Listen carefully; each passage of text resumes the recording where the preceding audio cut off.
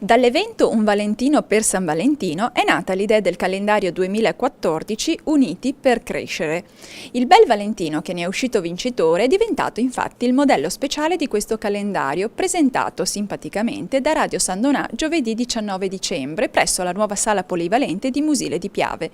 Presente all'evento l'assessore Silvia Susanna e con lei tante altre donne hanno gremito la sala in attesa di vedere non solo le belle immagini scattate dal fotografo trevigiano Marco Biasini, ma anche il belladone presente all'evento.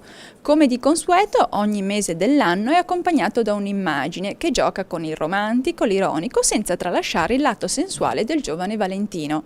Il ricavato della vendita del calendario andrà a Uniti per Crescere, un'associazione di volontariato nato nel 2008 su iniziativa di medici di pediatria dell'ospedale di Padova e genitori di piccoli pazienti affetti da malattie neurologiche.